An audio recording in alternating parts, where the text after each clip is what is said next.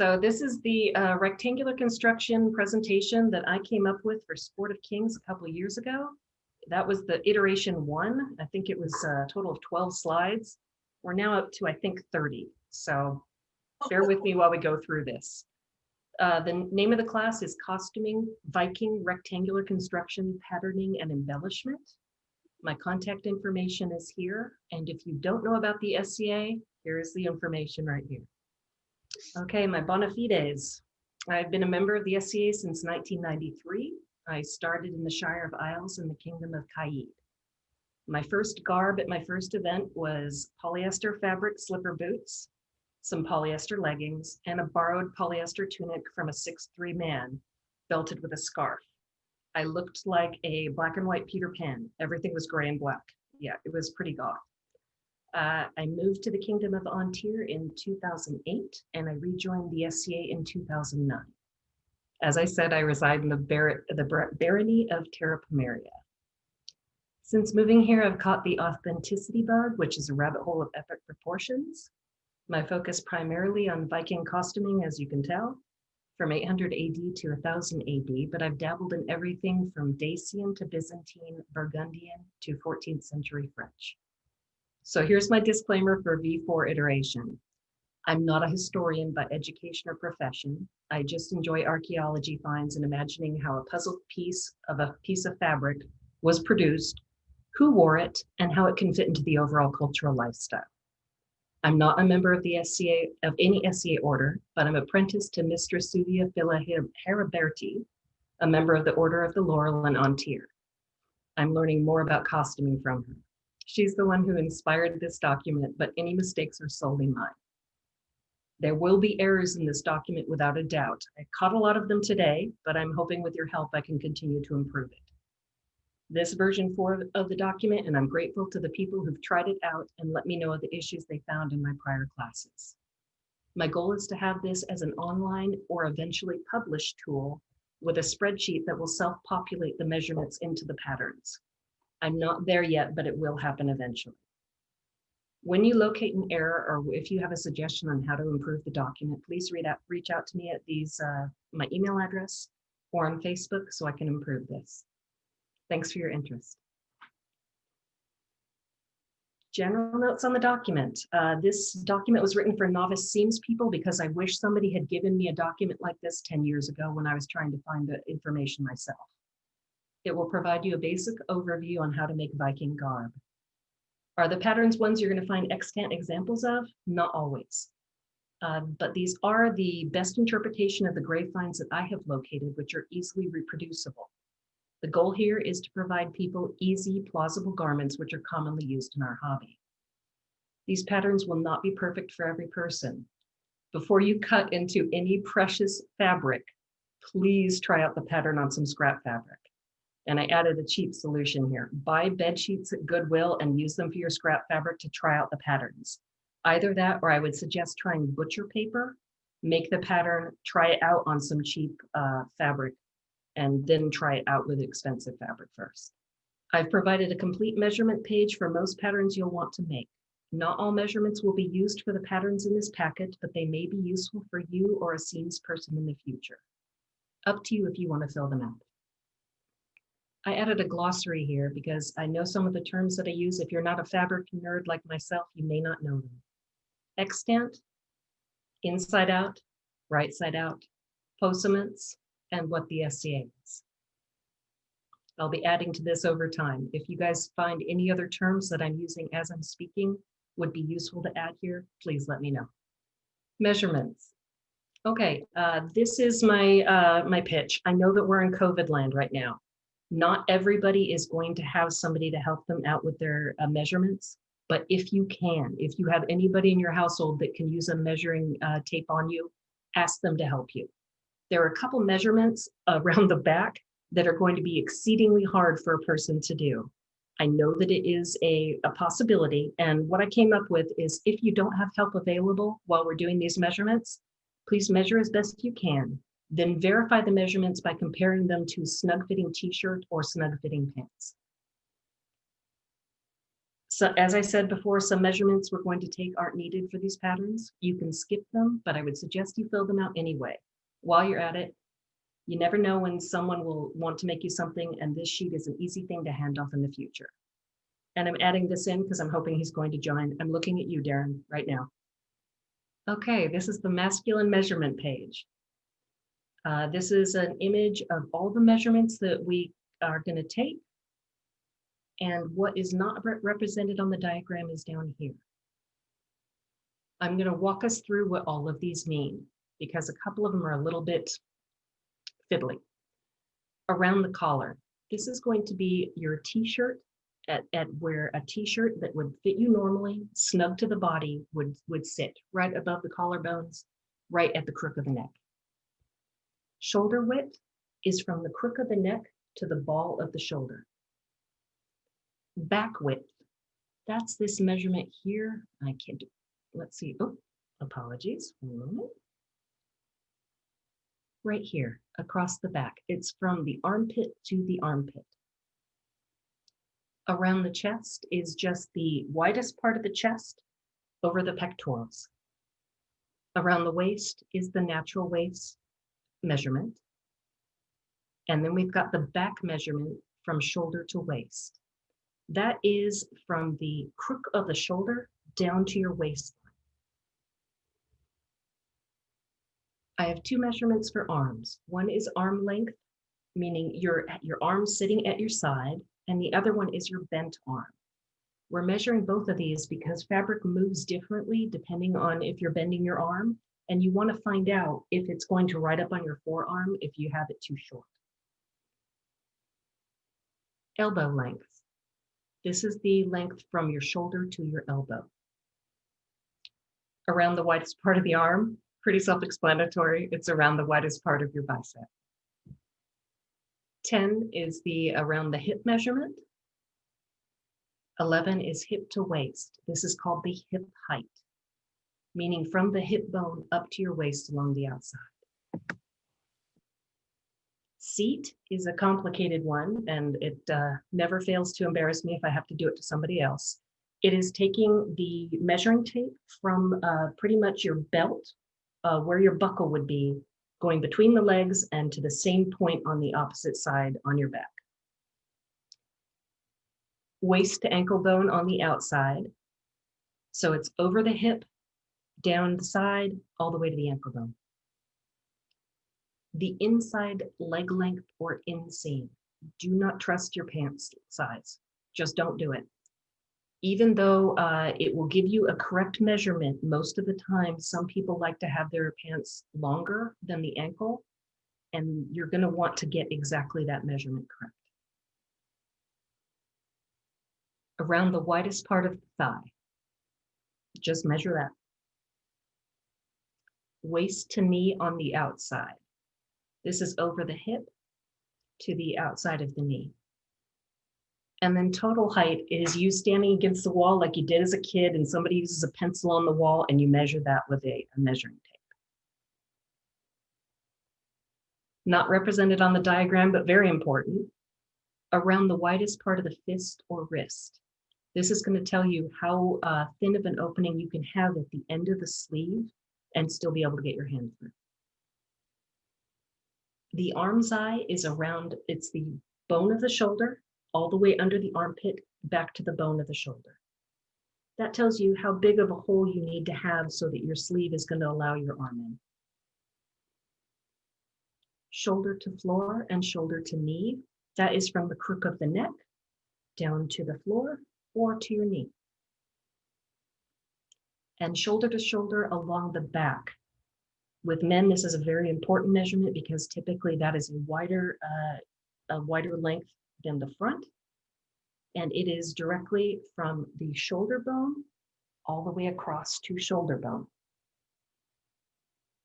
And around the head is your hat band.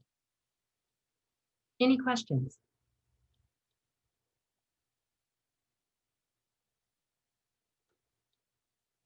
Okay. I went ahead and explained all these measurements just in case I went through it a little bit fast.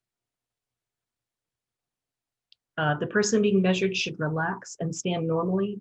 Do not pull in your stomach muscles or tighten muscles unnaturally, because then you'll end up with weird measurements. Trust me, I've done it.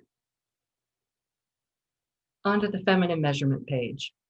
This is a pretty comprehensive list because women have boobages. We end up with more measurements than men, and it typically will help us with fitting things. Around collar, same measurement as before, t-shirt, collar. Shoulder width is the neck to the ball of the shoulder. Chest width is from armpit to armpit across the front. The back width is armpit to armpit across the back. Around the bust is a measurement completely around the body, around the widest part of the bust. The bra band is around the under bust. Do not trust your bra band size. They stretch out over time. And even though one company may have you in a 36, you could be a 38. Measure it every time. Around the waist, everybody knows what that is. Back from shoulder to waist, and then front shoulder to waist is from the right here on the shoulder to your waist on both sides. Bust height is shoulder to the peak of the breast. Nipple, shoulder to nipple. Peak to peak is the breast separation. Again, nipple to nipple. Arm length and bent arm length. Like I said before, you want to know where the sleeve is going to ride on you as you move. Shoulder to elbow. That's from the ball of the shoulder to the elbow. Around the thickest part of the arm, typically the bicep. Around hips. Hip height, which is hip bone to waist. Around mid-hip. This is a weird one, but it is used in some of the, not my patterns, but some patterns that I've used. It is halfway between the waist and hip, all the way around the body. Outside waist to ankle bone. This is over the hips, down to your ankle bone. Inseam, again, measure it. Do not trust your jean size. You're going to end up with an inseam that does not work for you. Around the thickest part of the thigh, right and left. Waist to knees. And total height, same thing, up against a wall when your parents measured you to see how tall you were. One point of importance there. Do not wear shoes when you're doing that. Not represented on the diagram, but pretty important. Around the widest part of the fist or wrist so that you can see how wide your sleeves have to be at the end.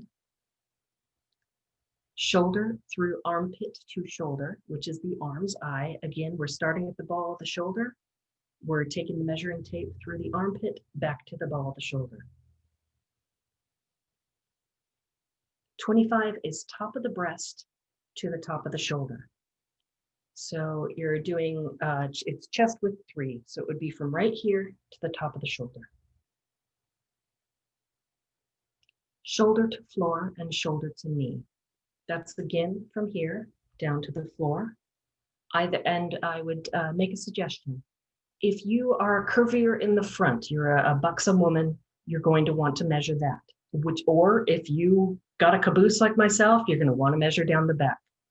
Whichever one is going to be the longer measurement. Around the head is the hat band. And seat is waistband through crotch to waistband on the opposite side. And then the shoulder to shoulder measurement is from ball of shoulder to ball of shoulder across the back or the front, whichever is going to be a larger measurement. I think I saw a couple comments, so I'm going to go ahead and pull up the chat. This is where I went through the feminine measurements. These are all of the explanations that I gave you already. If any of them are unclear, read through them, try them out, let me know if it's unclear, and I'll be happy to reword them. Moving on to fabrics. This is one of my favorite topics in the world. I am I'm an official fabric hoarder. I literally have fabrics from 25 years ago that I still am holding on to find the perfect use for them. So, but for the Vikings, The Vikings primarily used linen and wool, but they did trade for other fabrics and threads such as silk. Cotton was very uncommon in Scandinavia, though it was available in Persia. You can challenge to say that you traded for it, but it really hasn't been found very often. I would not suggest it. And as you can guess, polyester fabrics were not yet in existence. Linen will stretch while it's worn and it breathes. It gets softer with age. You wash it on cold, you hang dry, and you never use fabric softener. It will wrinkle if you look at it too hard, but that's completely period. It's great for hot weather and for under tunics. Wool provides insulation. It wicks moisture away from the body and is one of the only fabrics to retain its heat when wet. Wash cold and hang dry. Do not use a dryer or it will felt and shrink in weird ways. Trust me on this. It's best for cold weather and is naturally water resistant. Silk traps in heat and moisture, and it would have been very rare to see a full garment made out of it. Raw silk would not have been used as it was considered to be a substandard product. Just like dupioni with lots of slubs would not have been something that they would have appreciated. Brocades were used for embellishment. Wash with natural fabric wash or shampoo and hang dry. This is one of the, down here, the color catcher sheets. I don't know if you guys know about them. I'll be happy to tell you which ones I've used. They have saved me more often than not. I do a lot of embroidery on my garments, and silk is famous for bleeding. And I have a couple gold embroidery pieces that have now turned a strange green because of blue dye that has leached into it. Total game changer. Invest in them, it will save you. And this is a controversy one, but I'm going to stick by it. Pre-wash all fabric before you cut unless you plan to only dry clean, even the wool. I would rather find out that a fabric is not going to be usable to be washed, because you never know when you're going to get something spilled on you, you're going to get mud on it, whatever. You're going to have to wash it at some point. And dry cleaning, I have found, for me at least, it has weakened the colors over time and has dulled them down. I prefer not to do that any longer. I do not suggest any stretch fabrics for these patterns other than the natural stretch of linen. This is a page that I will be revamping because I put down here the credit. I had to steal this from somebody else because I didn't have all these types of fabric myself.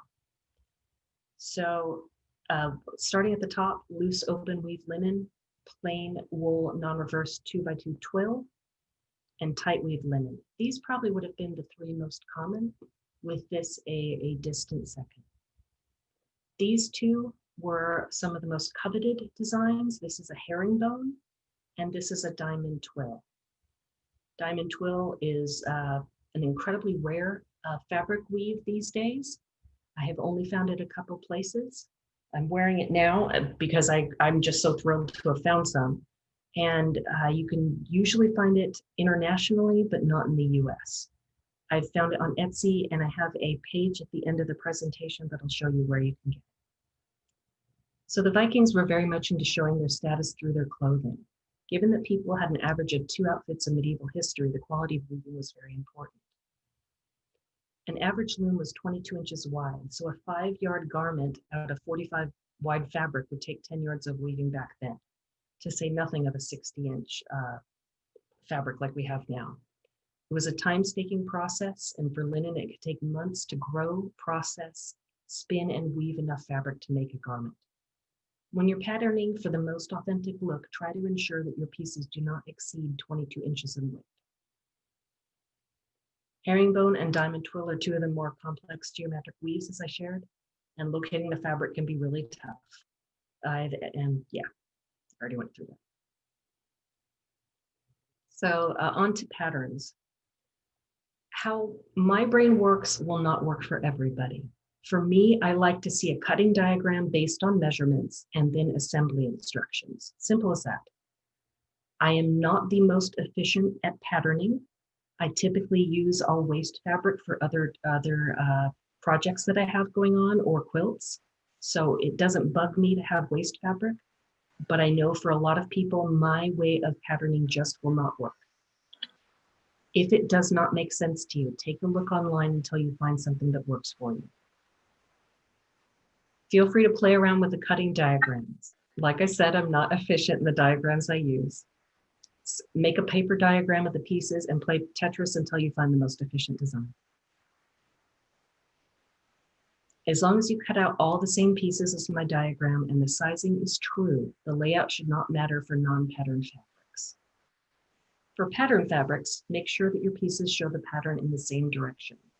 It looks odd if the herringbone points down for 4 pieces and sideways for the last. Customization. Each of these patterns are completely customizable. I suggest you sew it up as directed, and during your fitting, mark where a gusset needs to be added or a garment needs to be taken in. After sewing your garment, but before finishing the seams and hems, it's suggested that you try on the garment to make sure you're on the right track.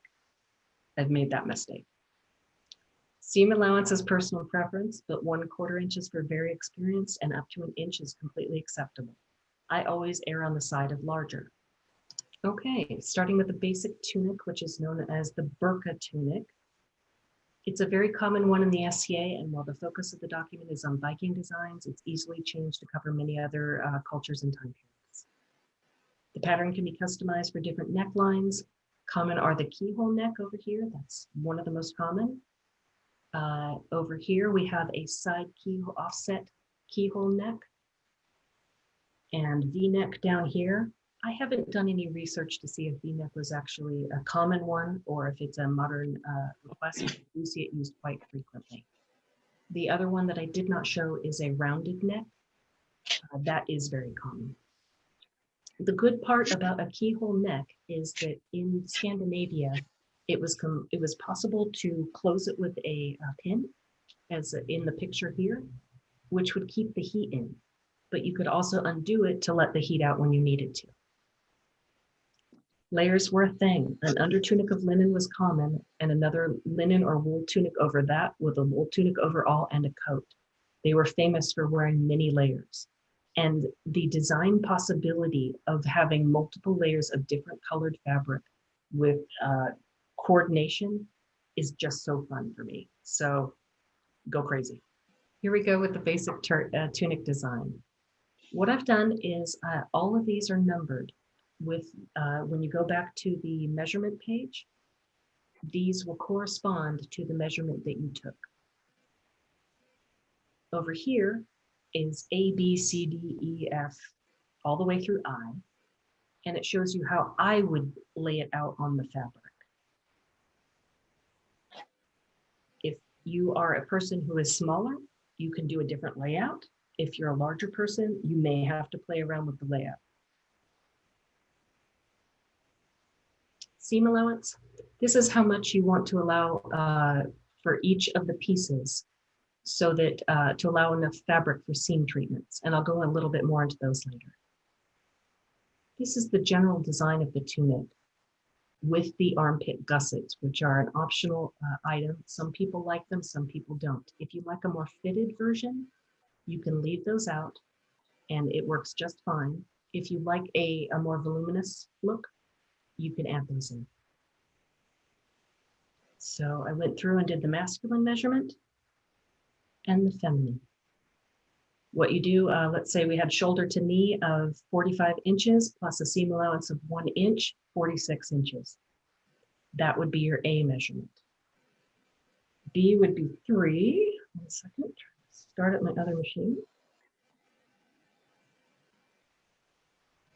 which is the width, and I believe that is the back measurement. Yep, back width. And then C is 2 on your measurement page, which is your shoulder width, which is from right here on the shoulder to the ball of the shoulder. D is your neck circumference, the t-shirt sizing, or 22 if not a keyhole. 22 is your hat band size. You have to be able to get your head through the hole. With a keyhole neck, you can do just close to the neck, or V-neck, whatever is preferred. E is the length of your sleeve with a bent arm, because that's going to be the shortest it's going to get. F is if your wrist is, no, it would be around the widest part of your fist. G is H minus F divided by 2. So let's go on to H. H is 19. 19 is around the arm's eye, going from ball of the shoulder around the armpit to here. And you add an ease amount. If you are not going to do this little triangle here in the armpit, you want to add in a couple extra inches of ease, because if not, you're going to not be able to really bend your arms very well. You have to be able to have a little bit of give there. And I is a 6 to 8 inch square cut diagonally, like this. Feminine measurements will be the same, just different numbering. Seam allowance will be whatever you prefer. And you can write your totals here. Then you can just plug them into the formula. As I said, eventually this is going to be a self-populating spreadsheet where you'll take your measurements and it will populate it through these patterns. I just haven't gotten the time to create that. Down here, I talk about H and I. The addition of the I piece, meaning the armpit gusset, is a personal preference. If you prefer a more tailored fit, exclude this piece and add 4+ inches to the H measurement to allow for ease of movement. The more you add, the looser the garment will be across the armpit, chest, and shoulders. Moving on to the apron dress, and I do not speak any foreign language that would be able to say these correctly, so I'm going to butcher them, aka the tragerock, hangerock, or smocker. I put a question in chat. Oh, yes, let me check. Answer for you, other than it has always worked out best for me that way. I have seen some people who don't do it by cutting it. You can choose, correct, you could do just a square and fold it. I started getting into the habit of cutting it diagonally because I do a lot of seam treatments and I liked the embroidery look of it. So yeah, personal preference, but good call, very good call. So apron dresses, I added some photos here of different takes on it. Apron dresses were commonly made of wool or linen, but could be embroidered or embellished with brocade, silk, card weaving, or possaments as desired. The apron would be worn over a long tunic and would be closed with brooches. Festoons of beads, which are these right here down at the bottom, or here, were frequently hung between the two brooches. It was often belted. This pattern can be modified to make an open front apron dress by cutting up the center front. And if so, you're going to hold it closed with a pin.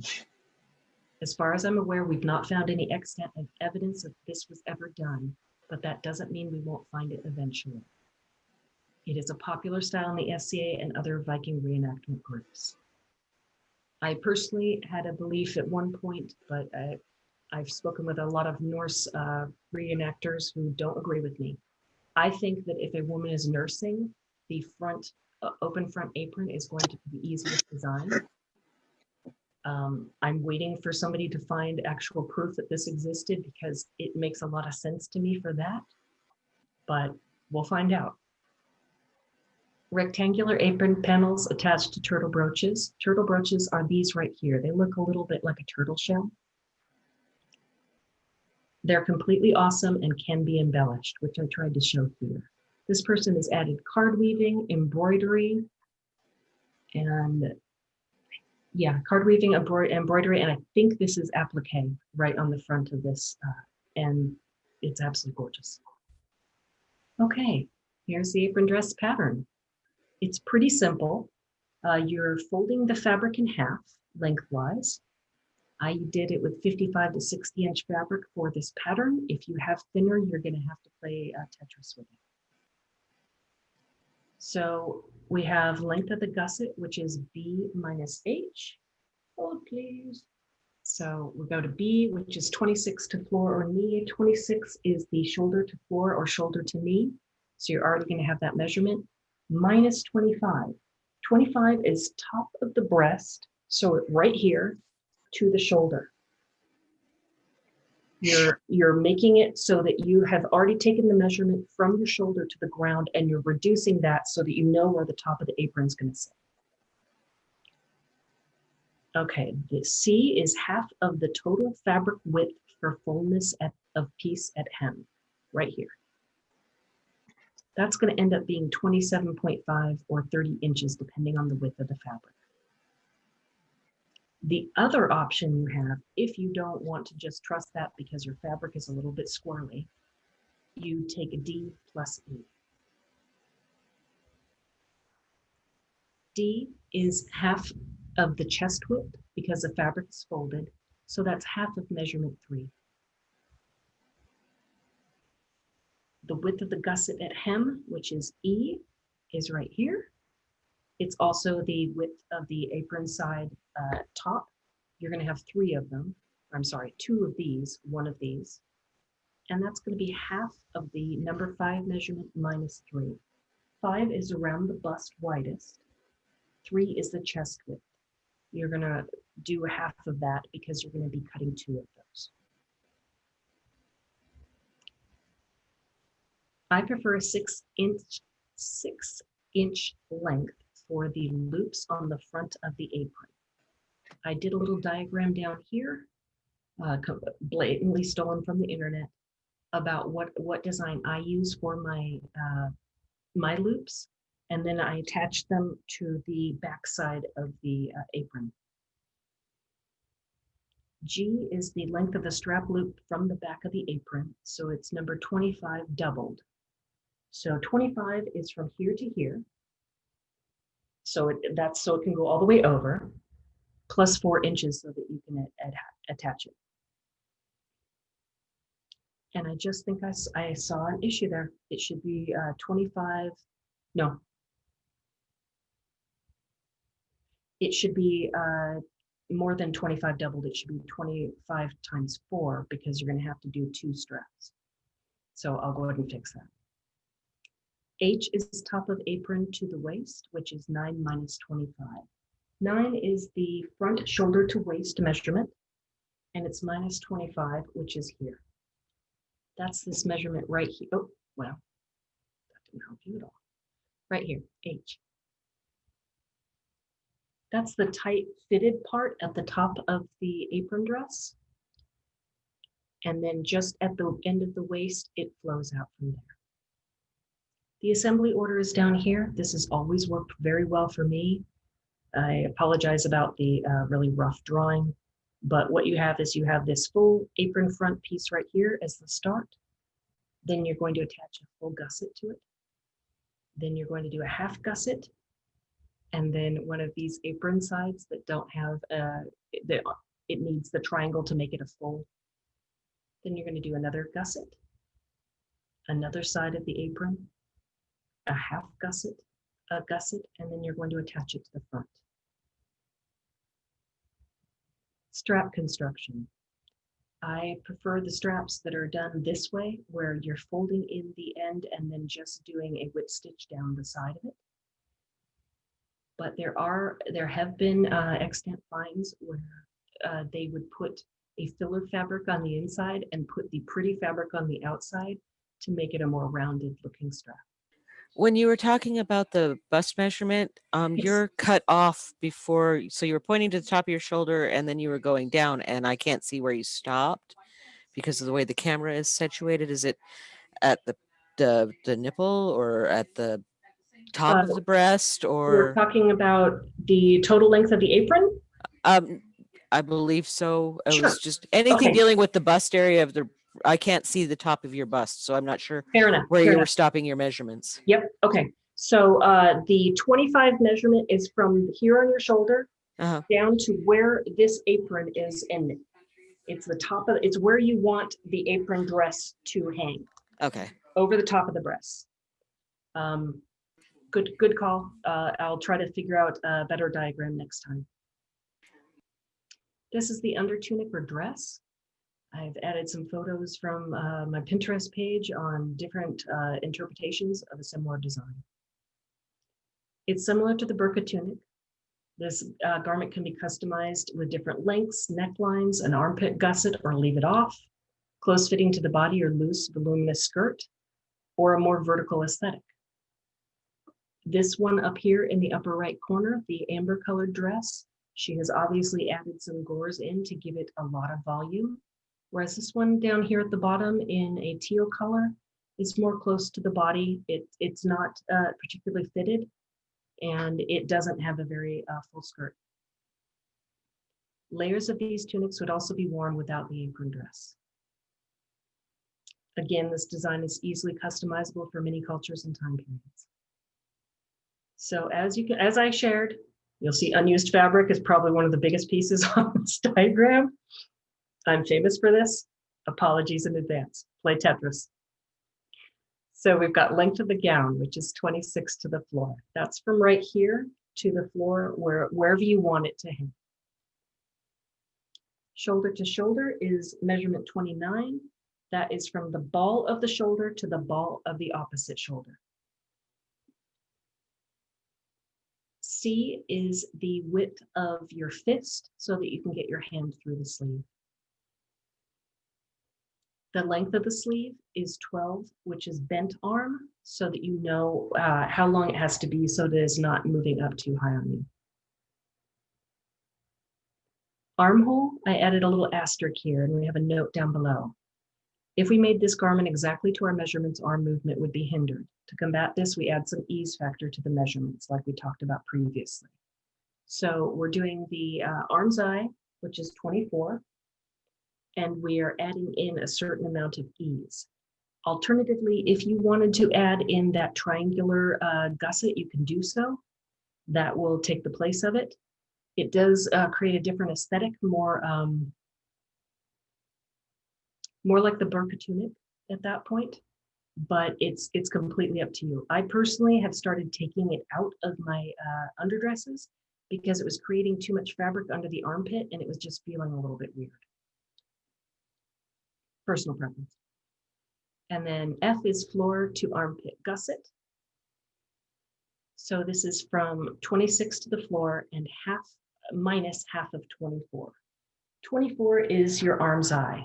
So what we're doing is we're taking half of this measurement right here, which would be all the way around the arm. We're reducing the measurement from the shoulder to the floor by that amount to give you when the gusset is going to start on the pattern.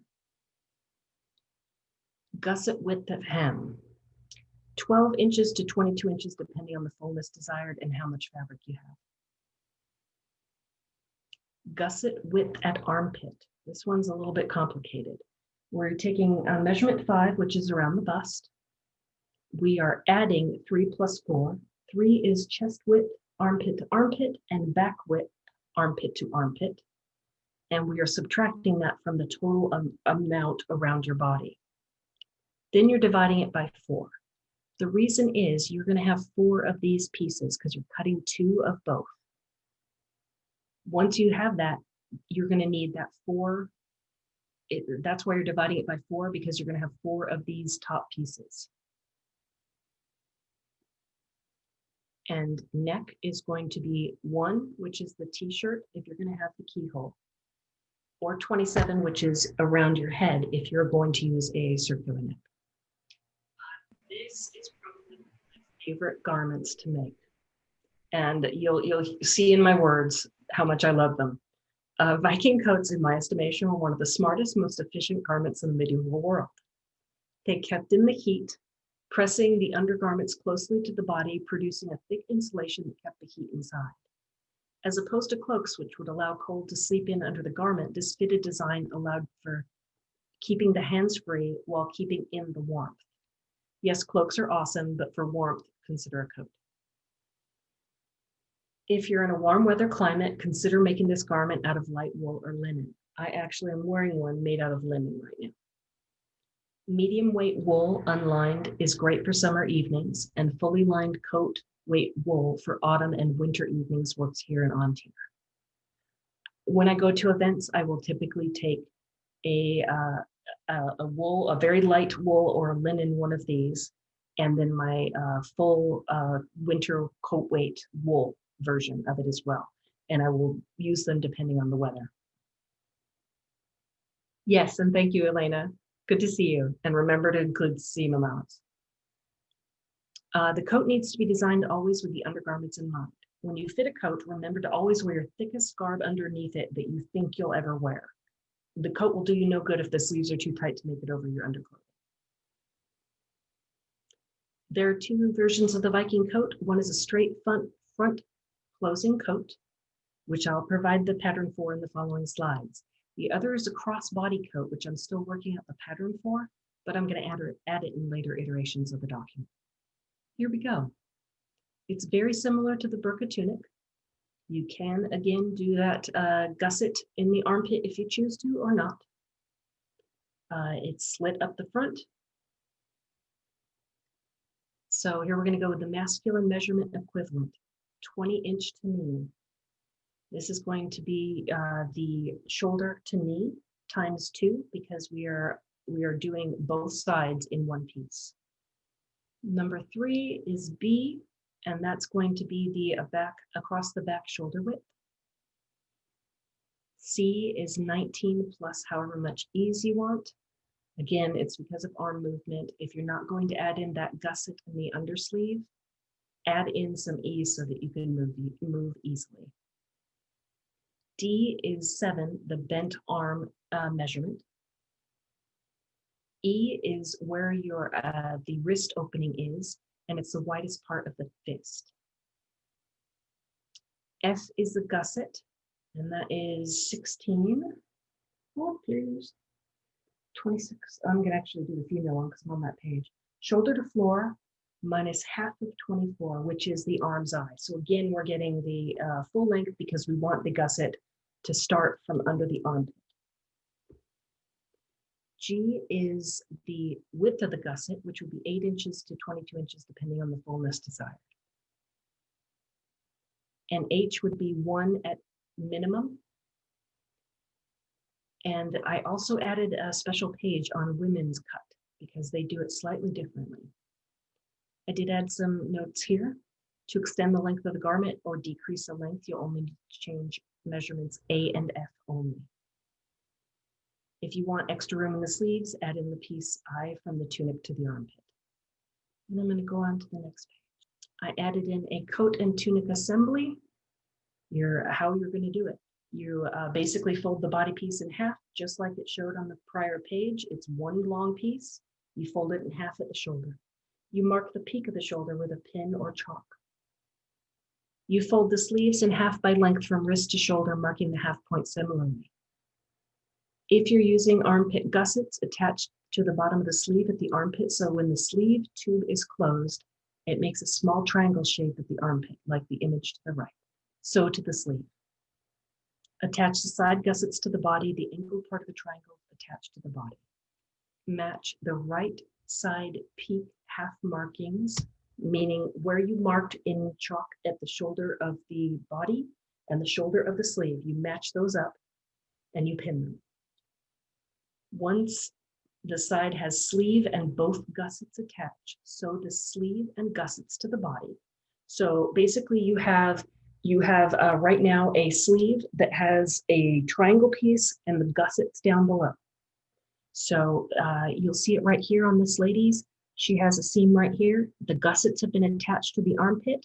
She does not have the armpit gusset.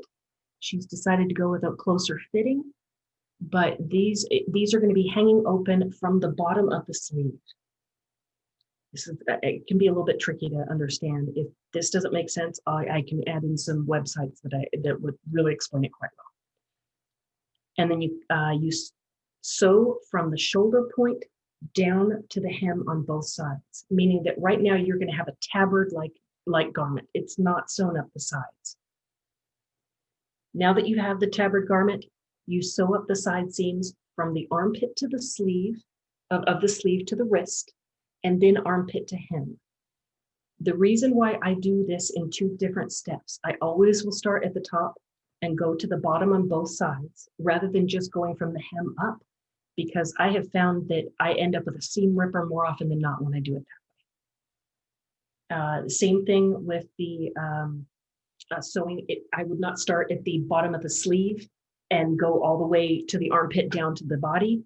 Same thing, you end up with some weird mishmash, especially if you have a slightly stretchy linen. you can end up with some weird patterning. So I always start from the armpit down, shoulder down. Hi, Leora. Hi. There was somebody who was asking about pockets. Can you speak about pockets, whether or not it would be period in a rectangular construction or? I have not heard myself of pockets being added to coats, but I have added pockets on the inside of coats, meaning it would be a rectangular style, just like a flask pocket on the inside of your coat. Those work just fine. I have not heard of anything where you put your hands in a pocket on the side of a coat. You could do it. It probably wouldn't be period. I haven't seen an example of that being done, but this is the modern Middle Ages. If it's going to be a garment that you need to have a pocket for whatever reason, do it. Feminine coats.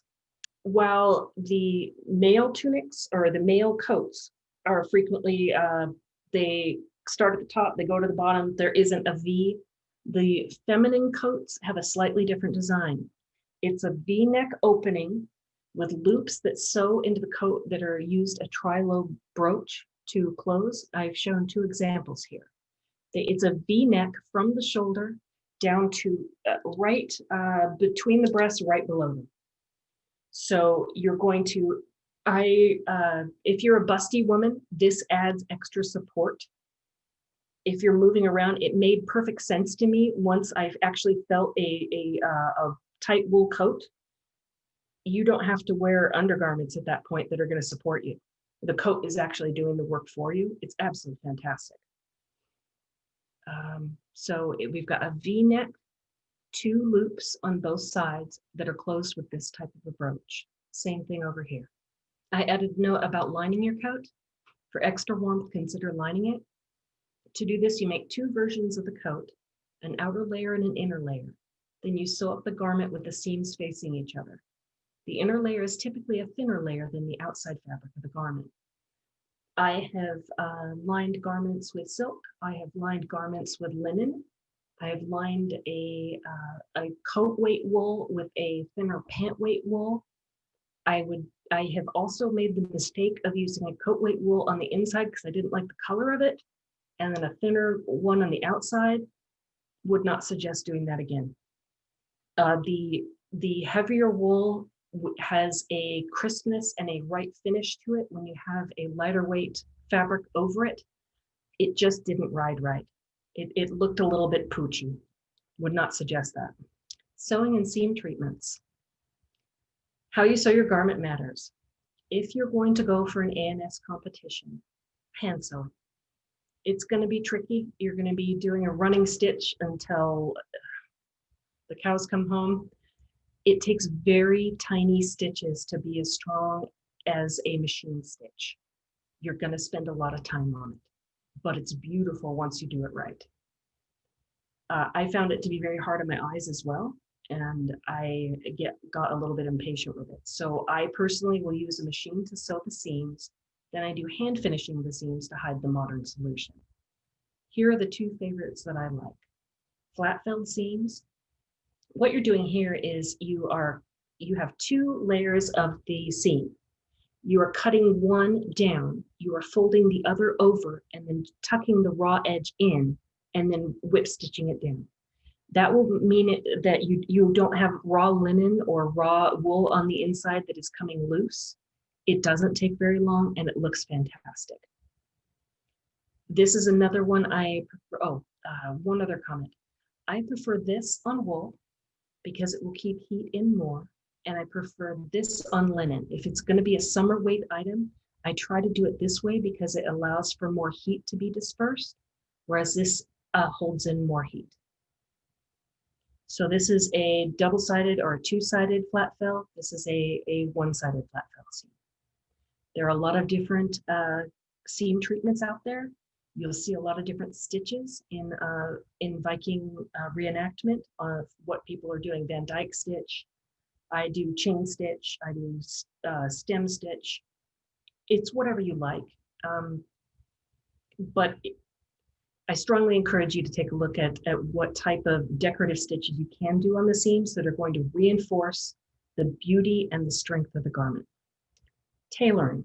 This is going to be a tricky topic, but I tried to make it as simple as possible. Loose garments would be completely appropriate, as many medieval garments were hand-me-downs due to the value of the cloth. However, these are the modern Middle Ages. Be conservative on cuts prior to verifying the garment still fits before you cut off cloth. It's always easier to remove than add fabric to garments. This step of tailoring is completed after the garment seams are sewn, but before hemming or seam treatments are completed. To complete this, you're going to need one of the following: tailor's chalk, quilter's clips, water-soluble pen, beeswax pins, or safety pins. I personally prefer safety pins or quilter clips because they allow the garment to be tried on before sewing so that you can verify that it fits. And you're going to need a yardstick or measuring tape. This is, again, the same tunic design as before. For fitting it, you're going to put the garment on inside out. The typical issues you're going to run into are the sleeves are too loose. In that case, you have the person try it on, they raise the arms, and you mark the side seam up through the sleeve on both sides. You use safety pins to allow you the top option of trying the garment right side out to test your fit before you do any further. If the body is too loose, same story. Side seam, you raise your arm, marker pin. Sleeves too long, try on, mark the sleeve to the desired length using the bent arm, cut off the excess and rehem. If your hem is uneven and you have someone to help you, you try the garment on inside out. You have your helper see where the shortest part of the garment is once it's on you. You can hang up a garment all day long, but as soon as you put it on a curvy body, it's gonna ride differently. This is gonna give you the best option of an even hem. They find out where the shortest part of the garment is, and then you pin up or mark where all the way around the garment. As you slowly turn, you keep it that same length all the way around, then you hem it. Hem uneven and you don't have help for it. I hang the garment on a suit hanger with augmented shoulders, meaning if you go to a dry cleaner, quite frequently they'll use those cardboard add-ons. You can make those at home, build a little shoulders that are like yours, same width, do it out of newspaper, attach it to a coat hanger, hang it up, and then use a yardstick to measure the same length from the floor all around the garment, marking as you go. Do not cut it. Try it on before you go any further. It may not ride right depending on your level of curves, but that's the way I do it. And step 2 is to try on the garment right side out again to verify the changes, then you sew them. Try it on again, cut off the excess and hem. Would a dress form work for hem pinning? Yes. I personally have not found a dress form that is tall enough for me. I have to put it on a box. And even then, it doesn't necessarily have the shoulder width that I've got. So it's tough for me. If you have taken some of the classes that I know are out there on how to make your own dress dummy, that might be the perfect solution for you. And it will allow you to get a perfect hem. Apron. First step is always putting on the garment inside out, meaning that the seams are on the outside. The typical issues are the garment hangs from the breast like a shapeless tube. I have some pictures of an applique dress that I made. I will forever regret not fitting it to my body a little bit more. Yeah. Using the 2 seams directly under the breast, which I add this diagram. They're right here. So it's these, yeah, you see it. You pin and mark to the desired tightness. Make sure you can still get in and out of the document. I wrote the document. Nice. I'll fix that. In and out of the garment. So you pin it up, use safety pins or quilter's clips, and then you take it off and on to make sure it's still going to be possible. Straps too long. For me, it will always be unattaching the strap, shortening, and sewing the garment back to the garment again. I have seen that some people will tie knots in the straps, but for me, it created a lump that was right over my collarbone. Did not enjoy that at all. Will not do that again. Hem uneven with help, same story. You're going to see where the shortest part of the garment is while you have it inside out. And then your friend will mark or pin it in a circle so all lengths are the same as the highest point. Hem uneven without help. Again, I augment the shoulders on a suit hanger. I place the hanger on a hook and use a yardstick to measure the same length from the floor all around the garment, marking as I go. And like Elena said, you can use a dress form, of course. And then you try on the garment right side out again, verify the changes and sew. I will add in that extra step that you're going to try on the garment after you sew it. Then you're going to cut off the excess in half. Embellishment.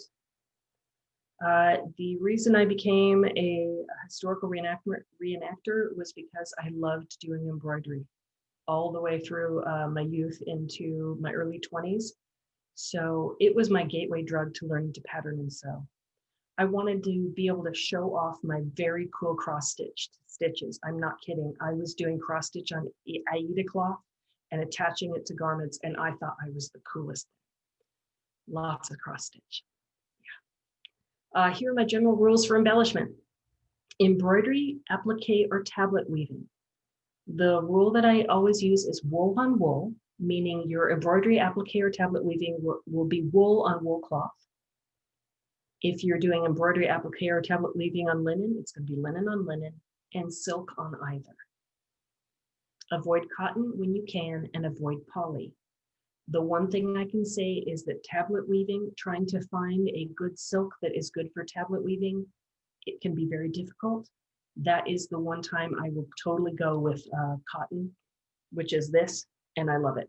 It works just fine. It looks great. But if I was going to enter an ANS competition with it, I would try to get something that was made out of linen or also stick to one form of embellishment, maybe two if you're adding inkle or card woven trim. Keep the bling simple and precise. I like to do seam treatments, meaning I do embroidered seams similar to these and card woven trim. From what I understand from speaking with some of the laurels, if you think about all these embellishment types, we call them Viking. But there could have been 40 years between the popularity of having a seam finish and applique would be 40 years later as popular. So with us throwing it all together into one garment, it wouldn't have been done. Also, you're taking attention away from the beautiful fabrics that you're using. The fabrics themselves are a piece of art, and letting them, if you tone down the embellishment, it can make the fabric pop a little bit more.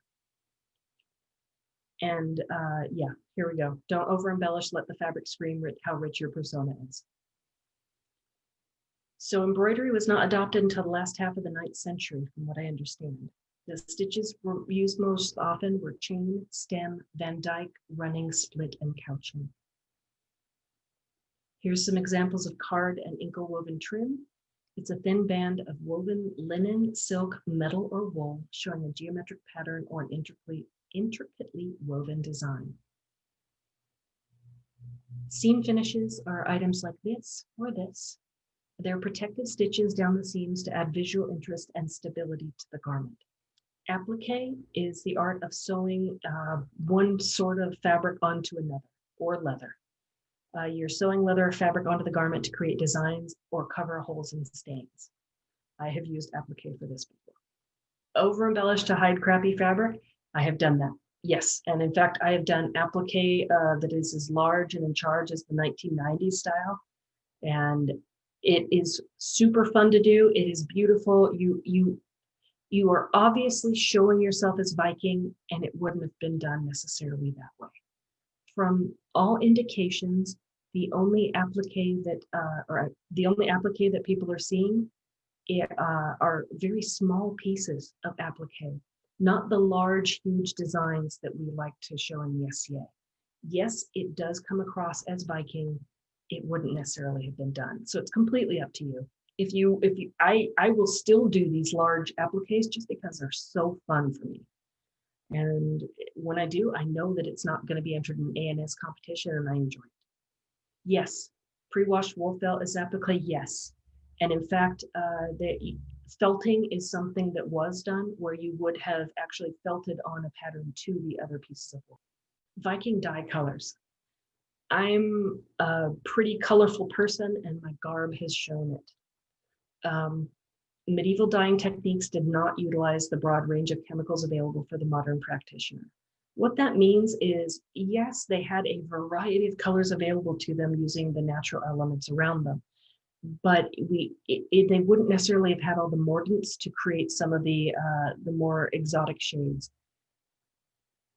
Or they would have had to have traded, or it was something from the Far East that they only have the technique and we have to deal with things like onion skin, madder, indigo, woad.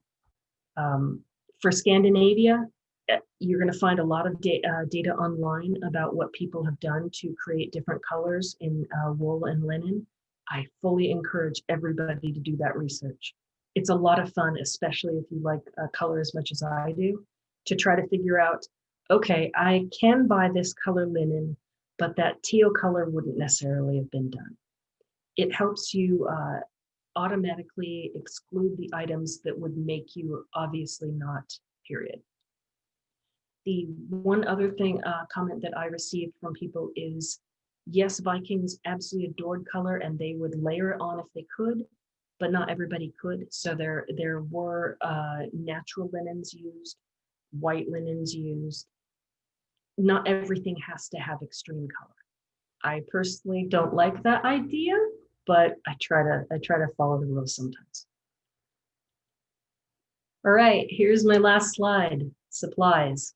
These are my favorite sites for fabric. The LA Fabric District. For people in Kaid, if you have not been there, take somebody who knows it and go there. You have to search for the deals. Do not trust when they tell you it's wool. Never trust. Take matches or a lighter with you to do burn tests. And you can find out a lot more about the area via a Google search. Parking is a complete bear. And it is a much rougher area with a lot of homeless folks, but extremely worth it. And it is very near the LA Fashion District. Pendleton Woolen Mills. I was lucky enough to come on tier and a very kind lady showed me what the Washougal outlet is for Pendleton Woolen Mills. If you're an on tier and you have not been there, go. It's where Pendleton sells their blemished wool yardage or wool that they're no longer going to be using. So you can go there and get coat weight wool, and I frequently do, for $6 a yard. You have to check through it very carefully. Sometimes there will be holes in it, and you're going to have to cut around it, or some dyeing issues, but you can still find gems there. Definitely worth it. And the Pendleton Woolen Mill store. This is a Portland fabric storefront. It is very pricey. They hold a sale once a year and you can get up to 35% off their wool yardage. As I recall, I think their wool yardage for a very fine coat weight wool was in the $25 to $30 range. So every time they have a sale, I go and stock up on the colors that I need. It is worth it to go and dream and keep an eye out for the sales. Fabricstore.com. They sell only linen. Actually, that's not correct. They sell linen and cotton blends, but their primary cachet is linen.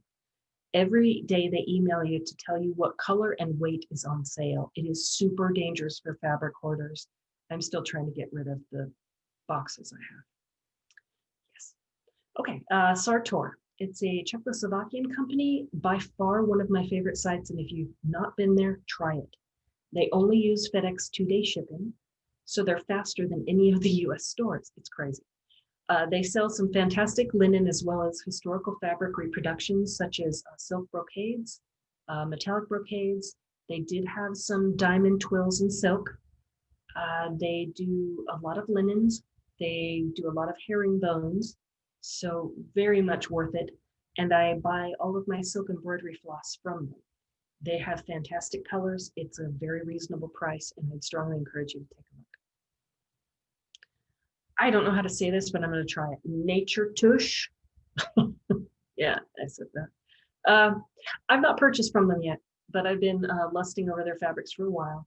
They do natural fabrics in period weaving designs, and they use natural dyes. I've heard from others that the quality is quite good, but I have not experienced it myself.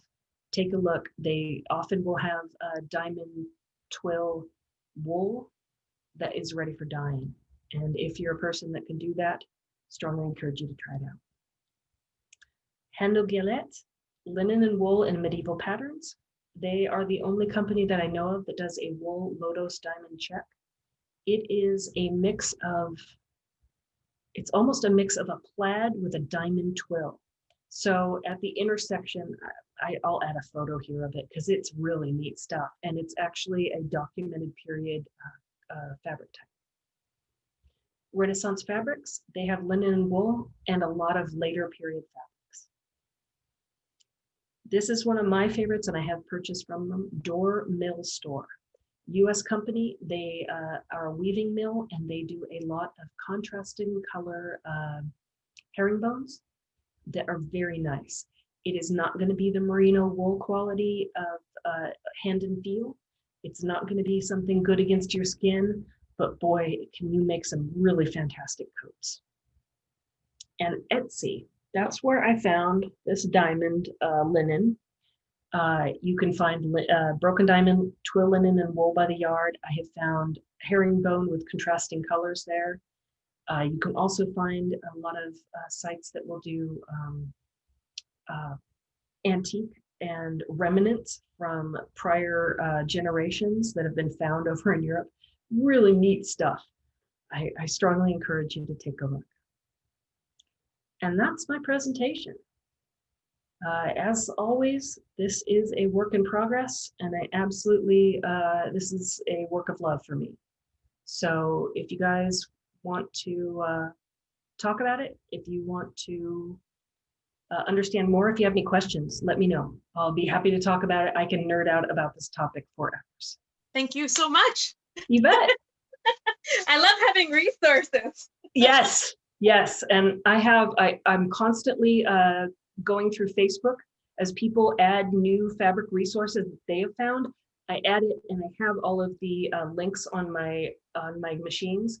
So if you guys are looking for a special fabric, hit me up. I can probably tell you at least 8 resources that will let you know where to get it.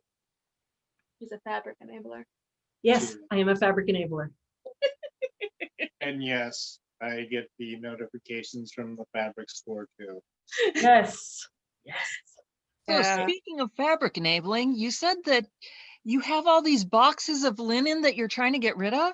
Yes. Cut her off now. Cut her off now. Yes. No, I seriously, I'm kind of embarrassed to say this. I have an entire room in the back of the house that is also my office. And there is an entire wall of floor to ceiling shelves with 72 quart containers. So they're these huge Rubbermaid containers, all full of fabric. And I have even more fabric than that.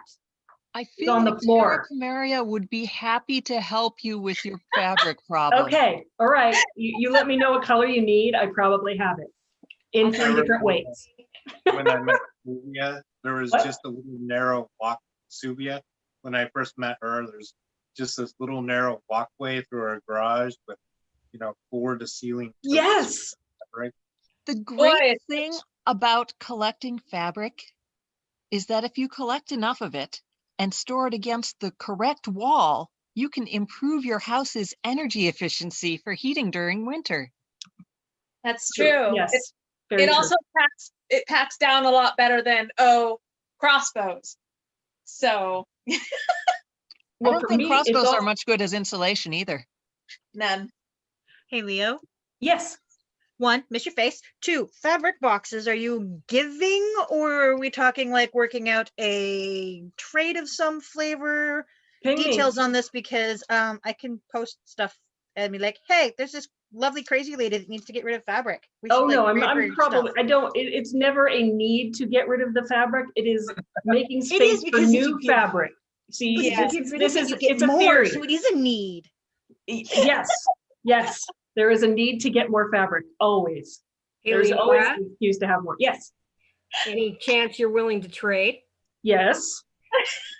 Oh, gee, the fabric lady's talking to the weaving lady who Well, can do fringe. Gee. I want to point out that she's the one that made all this.